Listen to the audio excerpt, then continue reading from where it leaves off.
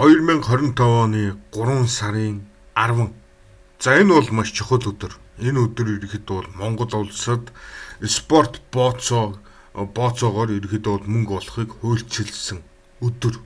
Тэгэхээр та бүхэн спорт бооцоо тавьдаг одоо вебсайтууд дээр мөнгө олж болно гэсэн үг. За тэгвэл өнөөдөр би та бүхэнд спорт бооцоогоор хэрхэн мөнгө олох тухай ерөнхийдөө бол мэдээлэл хүргэнэ. Яаж спорт бооцоо дээр илүү барьцтай, илүү тогтвортой мөнгө олох талаар ерөөдөө өөрийнхөө бодлыг хуваалцсан. За тэгээд өнөөдөр энэ бичлэгийг эхнээс нь дуус хүртэл нь алгасахгүйгээр үзээрэй. Би та нарт бүр зөвүүн аргууд зааж өгнө.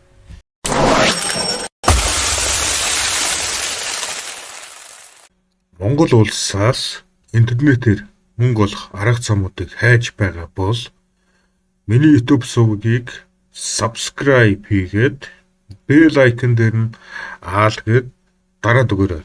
Энэ YouTube сувг дээр Монгол улсаас хэрхэн интернетээр мөнгө олох арга замуудыг судлаад бичлэг контент болгож хүргэдэг.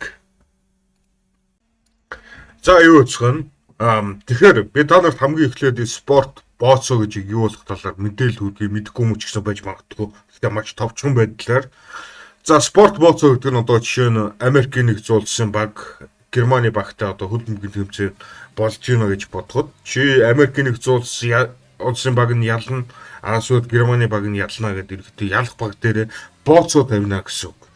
За Америкийн баг дээр 100 Америк доллар тавиад чиний таамагласнаар Америкийн баг яллаа гэж бодъё. Тэгвэл ерөнхийдөө бол 100 Америк доллар чи 200 Америк доллар болгоод өсгөөд яв. Хэрвээ Америкийн баг чи ялагдчих юм бол мөнгө алдна. За энийг болохоор ерөнхийдөө бол маш энгийн үгээр бол ингэж тайлбарлана. Энэ бол спорт бооцоо. За спорт бооцоо нь 2025 оны 3 сарын 10-ны өдөр Монгол улсад ерөнхийдөө бол хөөцлөгдсөн гэж сонссон. Тэгэхээр та нар спорт бооцоогоор мөнгө олно гэдэг нь хуулиар зөвшөөрсөн зүйл гэсэн үг шүү. За одоо хэдүүлээ нэг жоохон бодоод үзье. Спорт бооцоо тавихын тулд одоо мэдээлэл бол хамгийн чухал. Ямар хоёр баг хоорондоо тоглож байна. Тэр хоёрын багийн одоо өмнөх үзүүлэлтүүдийг нь сайн судлах хэрэгтэй. Одоо чинь Германы баг хэдэн тэмцээн дээр ялцсан явж байгаа. Америкийн баг хэдэн тэмцээн дээр ялцсан явж байгаа. Ерөнхийдөө Германы багийн бэлтгэл нь хэрэг байна. Америкийн багийн бэлтгэл нь хэрэг байна. Тэгээд хамгийн гол нь аль нэг энэ хоёр тоглож байгаа багийн аль нэг тал дээр нь ямар нэг асуудал байна уугүй юу гэдгийг чөтгөн шиг тий анзаарах хэрэгтэй. Ямар асуудлууд байж болох вэ гэхээр одоо чинь Германы багийн нэг тоглогч нь архи угаад эсвэл хард амхинд ороод бүтлгүүтэд явж байгаа ч юм уу тий. Энэ бол амар том флаг гэхгүй, туг гэхгүй, төгшүүрийн туг. Хэрвээ ямар нэг одоо спорт багийн нэг тамирчин эрүүл мэндийн асуудалтай шоронд орсон эсвэл архиудаг ч юм уу тий. Тиймэрхүү мэдээлэл чи олох юм бол энэ чи асар том төгшүүрийн төхөө. Юу гэсэн үг вэ гэхээр тэр баг тэмцээн дээр ялагдах магадлал маш өндөр гэсэн үг байхгүй. Ингээд ерөөдөө логчсон байдлаар судалгааныхаа үр дүн дээр ерөөдөө бол та нар аль баг дээр нь бооцоод авах шийдвэрээ гаргана гэсэн үг. За миний хувьд бол маш олон одоо спорт дээр та нар бооцоо тавьж болно. Миний хувьд бол ерөөдөө e-спорт гэж илүү сонирхож байгаа. E-спорт дундаа ерөнхийдөө бол CS2 буюу одоо Counter Strike-ийг бол айгүй их сонирхож байгаа. За Counter Strike дээр бол Монгол улсын нэг баг бол дэлхийг донслогсон байлээ. Дэлхийг бол чичрээсэн байлээ. Тэр баг нь болохоор Монголц гэдэг юм баг байгаа. Сайн байцгаана уу. Монголцын одоо ингээд bootcamp төр бичлэг эхлэх гэж байна. Намайг хэлээцгээ.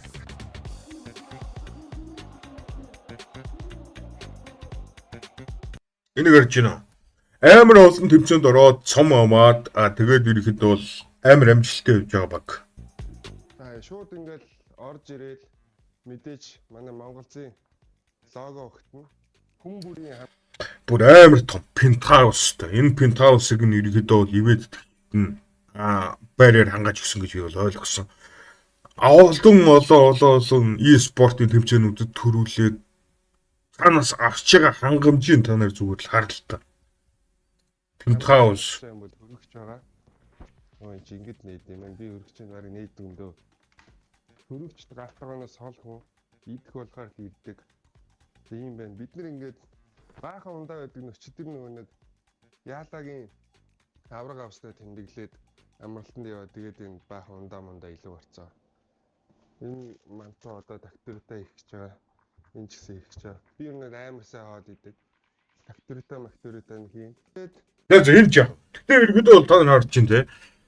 Одоо хэвлээ чат GPT-гээс нэг асуулт асууя. Ямар асуулт асуух вэ гэхээр how many tournaments does Mongols have?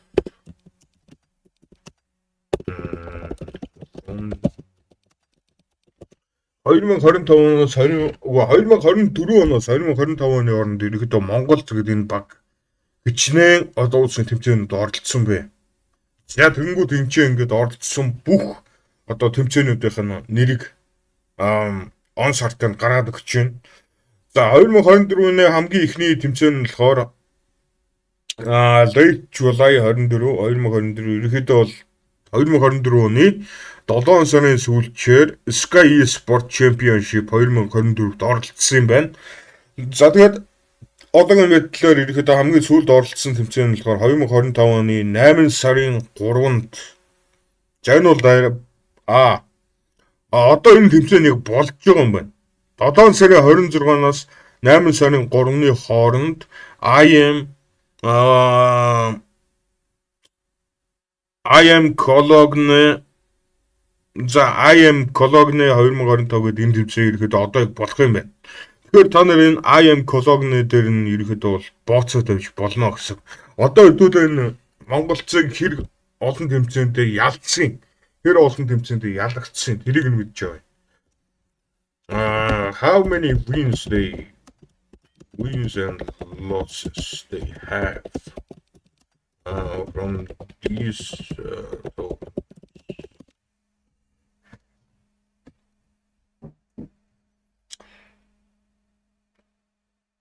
overall win and loss record. За ерөнхийдөө Монголцын хувьд бол нийт оролцсон тэмцээнүүдээс 451 дээр нь ялаад 344 дээр нь ялагдсан юм байна. За ингээд ерөнхийдөө Монголцын талаарх мэдээллүүдийг ингээд ChatGPT-гээс би авчиж байгаа байхгүй. Яг энэтэй адилхан одоо шинэ хөд бөмбөгийн ямар нэг багийн талаарх мэдээллийг бол та нар энэчээс ингээд авчин сүүл ямар нэг сагсан бөмбөгийн багийн талаарх мэдээллийг бол та нар энэчээс ингээд авчин. Ингээд ерөнхийдөө ялах магадлал нь хэдэн өвтэй, ялагдах магадлал нь хэдэн өвтэй. Энийг ерөнхийдөө ChatGPT-гээр ингээд гаргачна гэсэн үг. За тэрнээс гадна одоо хэдүүлээ нэг жоохон сэтгэж үзье. In current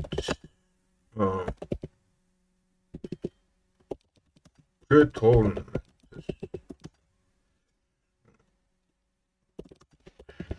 is there any sport team that has a problem?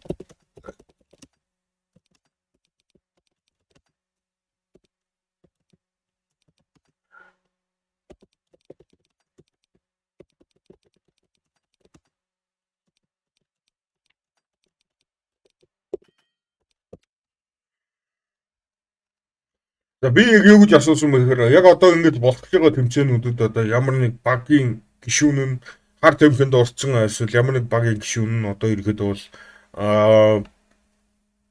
бие таарах хүн байгаа, өвчтэй байгаа тийм баг байна уу гэж асуучлаа. За та нар ерөнхийдөө яагаад чи ингэж асууж байгааг мэдж байгаа, баг мэдж байгаа. Яагаад ингэж асууж байгаа вэ гэхээр ерөнхийдөө баг ялагдах нь тодорхой багийг мэдэж аваад тэгээд тэр тэмцээнд болох үед нь эсрэг талынхан баг тэр бооцоо тавих гэж ингэж хорон санаалж байгаа байхгүй ойлгосноо. За тэгээд head issues pre-tournament period. За ерөнхийдөө college women's basketball. За одохгүй нэг коллежийн эмэгтэйчүүдийн сагсан бөмбөгийн тэмцээн болох юм байна. USC women's basketball гэдэг одоо багийн Juju Watkins гэд гишүүн болохоор одоогийн байдлаар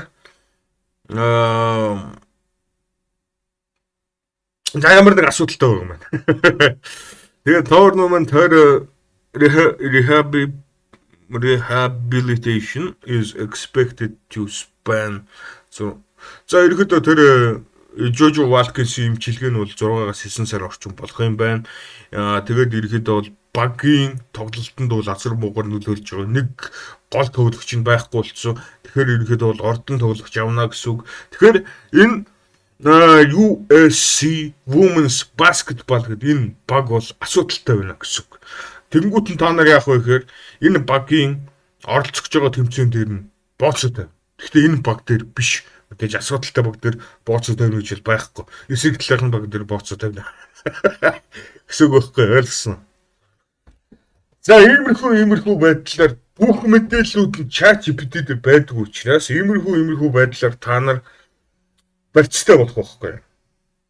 Одоо жишээ нь ямар тэмцээн дээр бооцоод авах уу, аль баг нь ялах уу, аль баг нь ялахдаггүй, аль баг нь ялах илүү өндөр магадaltaй тэр мөрийг чинь бүгднийг нь ChatGPT-гээр ингээ гаргах боломжтой байхгүй. 100% боломжтой. За тэгвэл одоо спорт бооцоо тавьдаг ямар вебсайт байгаа талаар ярилцъя.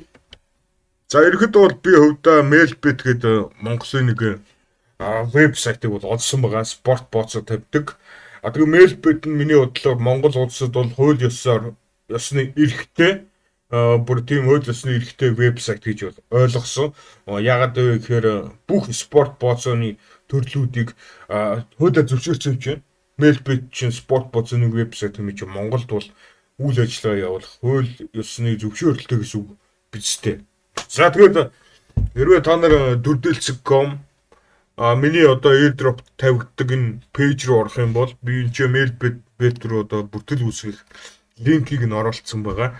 Тэгээ хамгийн гол нь та нар энэ кнопн дээр дараад Mailbit дээр бүртгэл үүсгэх юм бол маш том бонус анхны депозитн дээр 30% бонус авах гэж бодож байна. Тэгээд тэрнээс гадна энэ линкэн дээр дарж орох юм бол та нар бас өөр олон улам бонусуудыг авах байх. Яагаад вэ гэхээр энэ чинь промотер линк байхгүй. Промотер линк.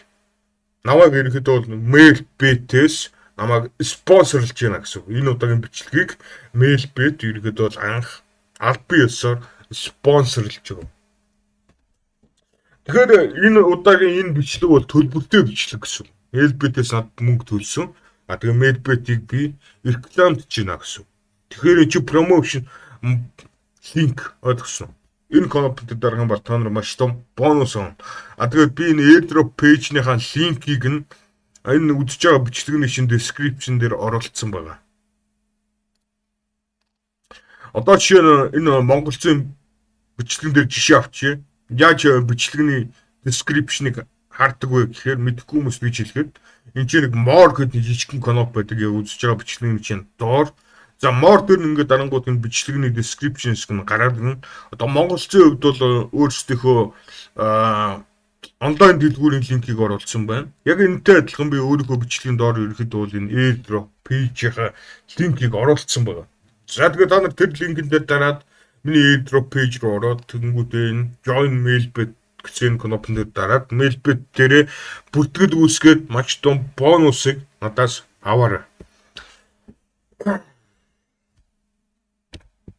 За тэгээд спорт бооцоон дээр мөнгөө тавьж байгаа хүмүүст гэж хэлэхэд бүх мөнгөө тавиад артчих. Ямар ч зүгээр санхүүгийн эрсдэл даад чадах хэмжээгээр л бооцоо тавиарай. Хичнээн одоо бооцоо тавьсан багч хичнээн ялах магадлал өндөр ч гэсэн бараг 90% ялах магадлалтай ч гэсэн ялагдчих болоход байхгүй. 100% баталгаад гэсэн юм бол байхгүй. Тэгэхээр хамгийн гол нь эрсдэл даад чадах хэмжээгээр л бооцоо тавиарай. За тэгээд та бүхэндээ энэ контентийг цаг зав гаргаж үзсэнд баярлалаа. Дараагийнхаа бичлэгээр уулзъя. Peace.